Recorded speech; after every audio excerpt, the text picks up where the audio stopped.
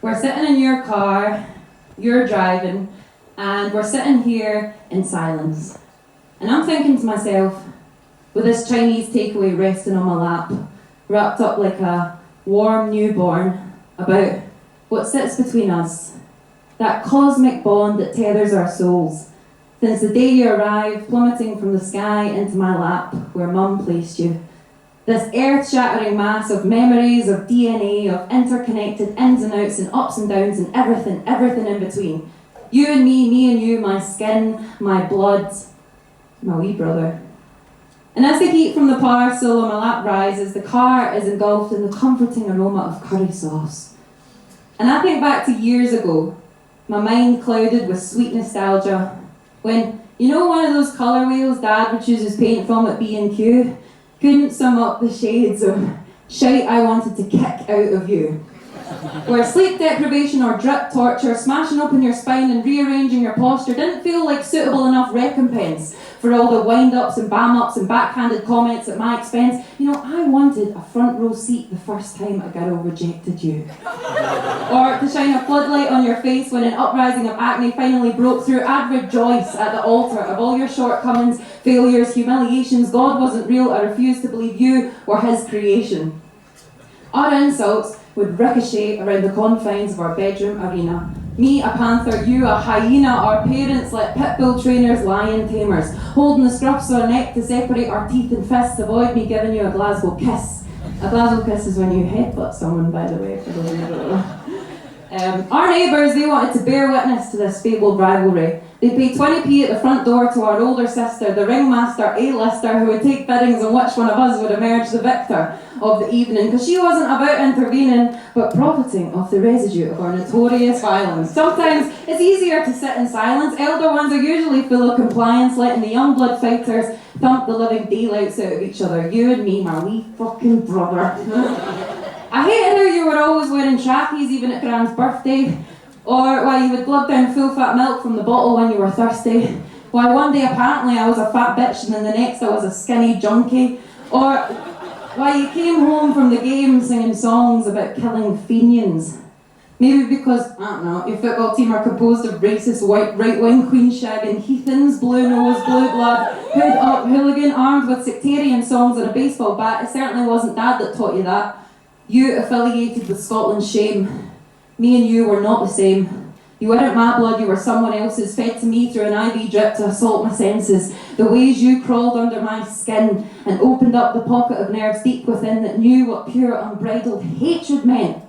Because when my body was shifting and protruding and my mind was cartwheeling through adolescence, drudging through that deadly combo of heightened self-awareness and oversensitivity, that unholy coalescence, my hatred for you stayed stagnant, still, composed and true. It was the only thing I knew. It anchored me to the seabed whilst the waves of self-loathing crashed in my rear view.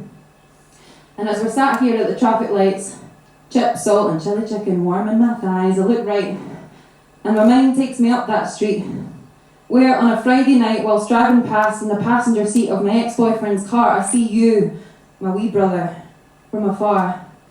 The nape of your collar held by some older guy, his teeth bared, tail up, you quivering like a shitting dog, and that's when it came. A magnetic pull dragging me out of the car, a transcendent kinetic force from above that only now I can recognise was just pure love. And then I went, Pierre, are you fucking swearing up to my wee brother? You better fuck off!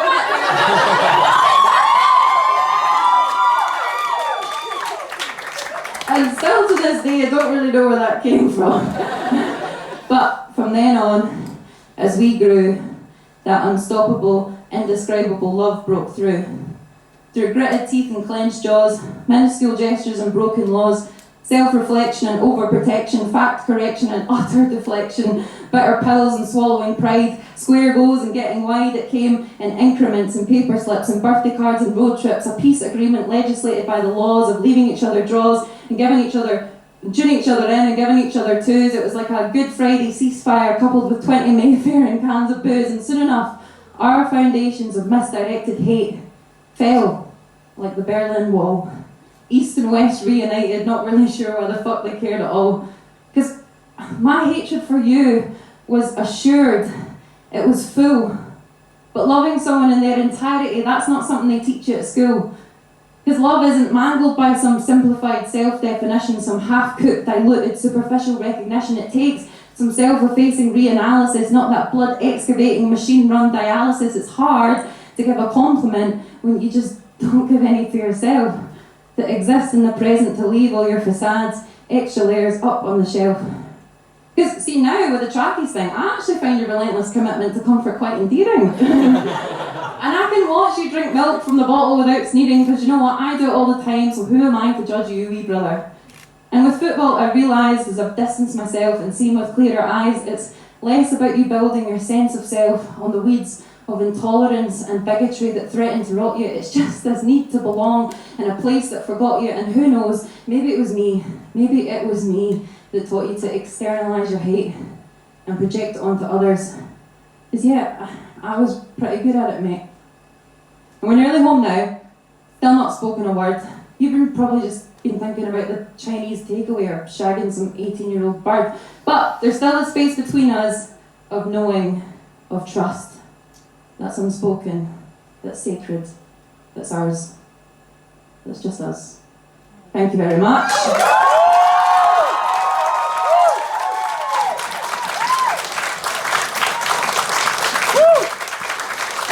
Okay, now we have my dear friend Taeyun. She's a dancer, she's a choreographer, she's from South Korea, and oh, you're gonna love her. Here we go.